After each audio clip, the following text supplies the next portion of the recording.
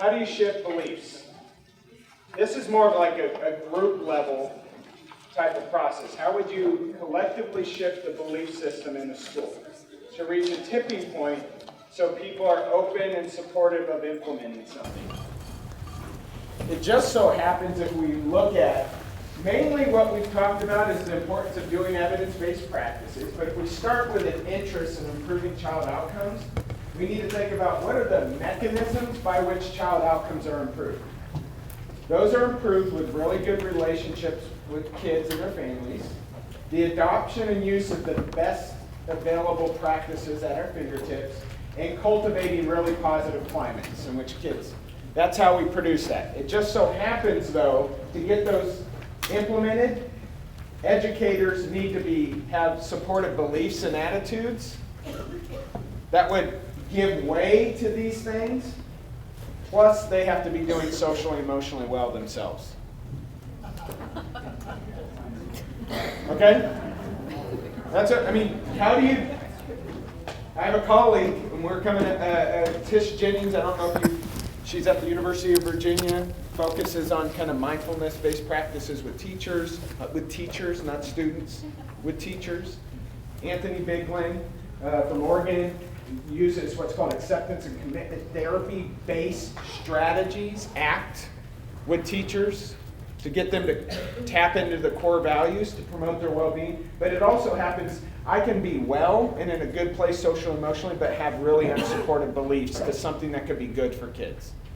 And it's going to prevent the adoption and use. And, you know, Diana back, I forget when. The Pleistocene. A long time ago was just, you know, in her work, just confronting the belief barriers. And if we don't get over the belief hurdle as for a given system, it doesn't matter how much PD you do. You can even put coaching and support, and you're going to have to spend so much time overcoming ambivalence and shifting people's belief that it just becomes, how do you make coaching work as quickly as possible when it, so it's like a collective belief system.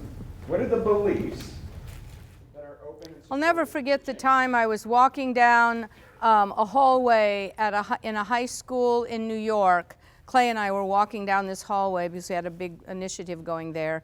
And we heard two teachers talking to each other. And one said to the other, "They don't respect me, so I'm not going to respect them.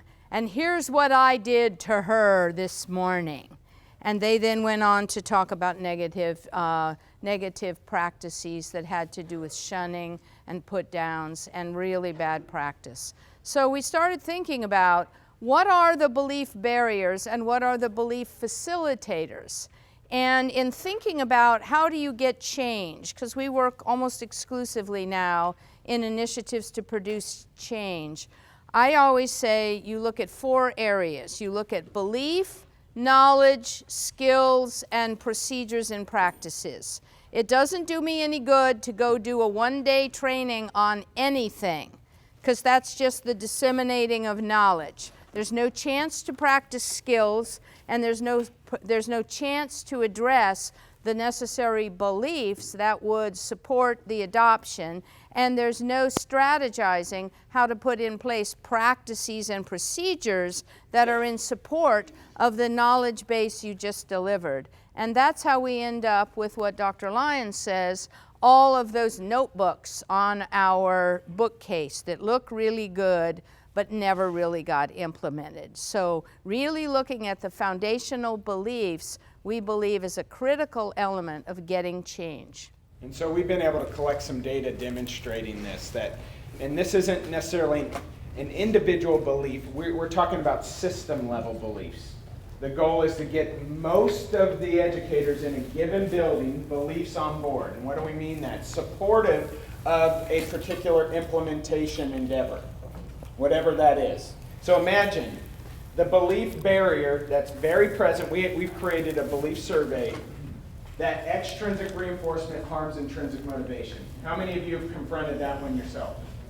It's present across the country, and then you're going to come in and you're trying to get PBIS implemented at a level where you can start really demonstrating benefits. Do you think that belief, if that's shared among people in the building, it's going to serve as a barrier to the adoption and implementation of PBIS? Until you overcome that belief, it's going to serve as a barrier. And so we're going to talk about the methodology we've employed about how do you shift beliefs, and it's going to be very in line with motivational interviewing, but it's applied at a group level. And yes, you may have the belief survey, but not until it's reorganized. We're in the process right now, with Dr. Lyon's assistance as well, of making sure that our constructs and our items have a lot of psychometric soundness to it. But you will get it. It's going to happen in the PENT network, and we will explain to you how to use it to your benefit in your practice as you go about looking at site level and district level change.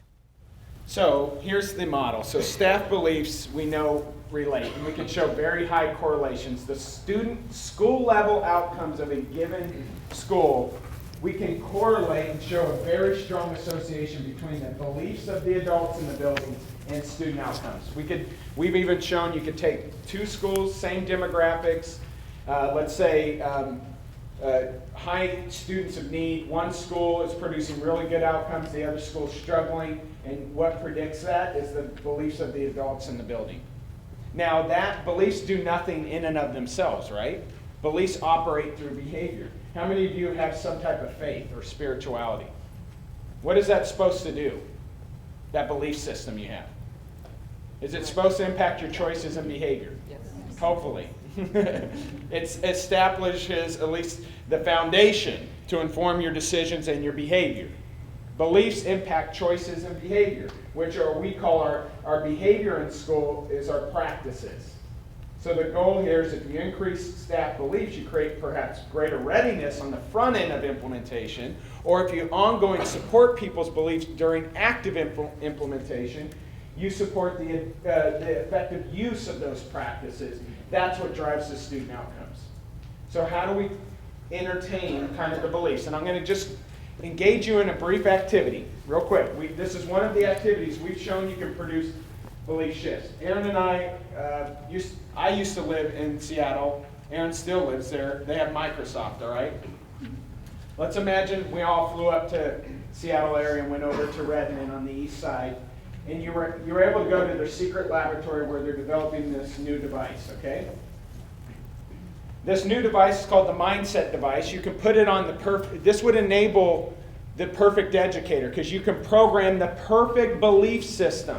And they want to consult with all of you on what beliefs would you program into this device, whereby you put it in and the person would think perfectly in response to anything. Like imagine if a parent treated the perfect educator rude, how would they think and respond? If a student was struggling in their class, how would they think or respond? If a student told them to F off, how would they think, interpret that, and respond? What are the beliefs you would have programmed in? We've done this with a variety of school teams in large initiatives where they have designed their own mindset device and then exposed what the mindset is. Remember that as consultants, we tend to want perfection. We tend to want everybody to sing Kumbaya. And when one disgruntled person in the back thinks that you are the worst thing that ever happened on the planet, you tend to take that one to heart, right? 200 people can think you're great, and one person thinks you're horrid, and what do you focus on? The one person who thinks that your ideas are horrid. But in actual fact, we have to be able to recognize when we have that 80% buy-in, as we may call it. When you have 80%, you are at the tipping point where the culture and the climate is rather ready for the kinds of change that you want to pull off. So we might have little stems. What would we program? Beliefs about students, beliefs about families, beliefs about our own ability. How would the perfect educator think? And what we're doing here is we're not confronting people or singling anybody out. So think of this. This is a non-confrontational approach. We're getting people to engage in deeper process through reflective discussion. And Keith mentioned it earlier. We're trying to trigger what's called people developing a discrepancy. One, I develop a discrepancy. The belief I did have, I'm starting to loosen my grip on it. Why? Because I'm hearing other things, and maybe my belief that I previously held isn't necessarily as helpful as I thought it was. but it's happening in my own skin. Yes, there is some level, or I'm realizing the belief I do possess, my behavior is inconsistent with that. And discrepancy can be developed on the way you don't want to develop discrepancy is start to say, which side's better? Debate it out. Like this belief or this one? Who believes on this side, who believes on that? And if you confront people, make them feel defensive or singled out, whatever the group process, it shuts down. Shift. Belief shift. So that's one idea. Another one is we get this idea of the whole child perspective.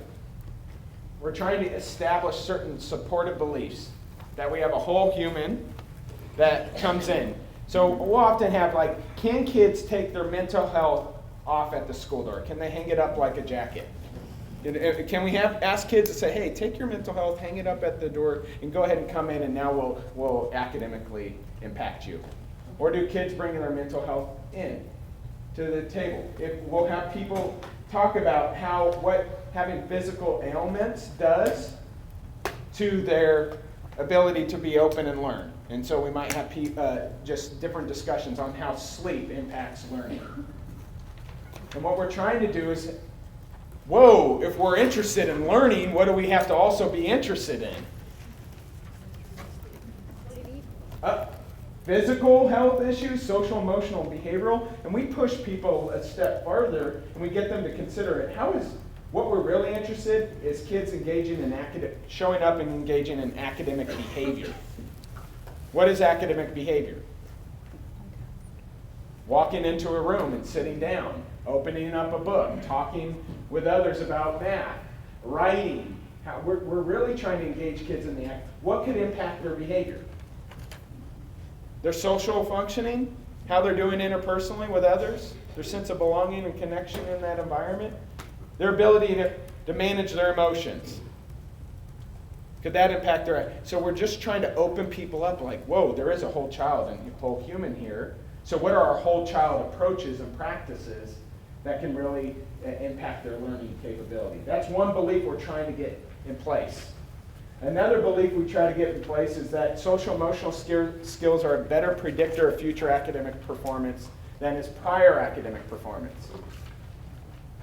What? I thought academic test scores are the best predictor of no. Social emotional skills are a better predictor of future academic performance. How many of you know someone who did quite well in college but can't actually hold down a job very well? Bet you there's some social emotional issues going on. So we're trying to get these beliefs, and the goal is what's the method or the processes by which you get these beliefs established in a building. Again, the telling people or using logic isn't necessarily the approach. It's through reflective discussions, strategic activities that enable people to develop discrepancy that would cause them to shift in this direction. All people are motivated intrinsically and extrinsically. There is no competition. There is none. Human beings are motivated. If my intrinsic's low, what do I need more for my motivational source? It needs to come from outside of me. If my intrinsic's really high, what do I not need as much of? Now here's the thing with intrinsic. Are we equally motivated intrinsically every day? How many of you like your job intrinsically? Let's hear it. I love my job. Let's hear it. A little better than that. Oh, you can do better. I love my job. Okay. How many of you were intrinsically motivated more in the morning to be here, and now it's starting to sap and seep away? You're like, get me the freak out of here. Where does it go? It fluctuates. But understanding, like in school systems, we're trying to get people to be open to both sources. We need to cultivate kids from the inside, like a sense of purpose, a meaning for this, but we better have those extrinsic methods that are available to get kids there so we can do the internal work. We need both, and it's not either or. And I can give you 1,000 studies that robustly establish the importance of intrinsic motivation. I can give you 1,000 studies on the importance of extrinsic reinforcement and behavior analysis. Well, who's the winner? But theoretically, researchers are supposed to take one and vilify the other one, saying my theory's better than yours. And I could show the evidence. This is a belief system we try to get in place in school systems to be supportive of a variety of things. Clay, we're out of time. Okay. Okay. We're out of time. Yeah. She's like my better conscience or something. Make important choices. Dang it. Well, I'm going to end with one slide then. These are some of the beliefs we try to get. I'm going to give you the methodology. I will touch on this one. This is the plate one. I call it the buffet line. A lot of the work we do here, you've heard it before. I know, but my plate's too full. How many of you have heard that? Okay, so we have to get where we want a supportive belief system. This isn't like being at the Bellagio, where you're like, oh my God, look at everything. And you're only in one section and your plate's full. And you have you didn't even get to the lobster, or there's that prime rib over there, and you already have a full plate. And you're like, maybe if I'm a cow and have it. What we need to is help people understand it's not like the biscuit that you really want, but you just don't have space. When we talk about promoting social, emotional, and behavioral function, what we want people to understand, this is the plate. This is the foundation for human well-being we're talking about that enables people. But if there's not that belief system that's established, doing things that feel like extra stuff, supporting kids' behavior, promoting their social, emotional functioning, seems like extra. And I just don't got time. Yeah, I want to build relationships, but I don't have time. And you'll hear people say that. They have to value it as a plate. And so how do you do that? And this is the three principles, and we'll stop with this. If you're going to try to change beliefs, do so non-confrontationally. Now this is hard, because the writing reflex is alive and well in everybody. When you hear something you don't agree with, man, I want to set you straight because you don't know what you're talking about. And I know that feeling in you. Non-confrontational, being very skillful. How do you provoke people developing a discrepancy? Engaging them in strategic, reflective discussions that aren't personal, that are talking about something over here, but the content of the conversation is causing me to reflect internally on whether the belief I previously held, I used to think punishment, kids need it. Now what I'm hearing is, based on the reflective activity, I'm realizing punishment has some really significant negative side effects that maybe we don't want to risk, and we want to go all in with some other proactive strategies so we can limit the potential harm those techniques do to relationships. I used to think, man, kids, when they screw up, they need to learn the wrong in their ways, and I'm starting to loosen that up based on what I'm hearing. Or I realize, I don't believe that, but I've been punishing the crud out of kids lately. And that tension, internal, we call it cognitive dissonance, that internal tension is enough to motivate me to change my behavior in a meaningful way. So that's the methodology to shift beliefs. We try not to get too prescriptive. It just takes some planning and forethought and some execution. We've been able to show that you can shift staff's beliefs to the point where a greater proportion of staff have beliefs that are supportive of an implementation effort. If you introduce and support people doing the implementation, whether it's PBIS, SEL, implementation goes up and outcomes improve. And we will be giving you the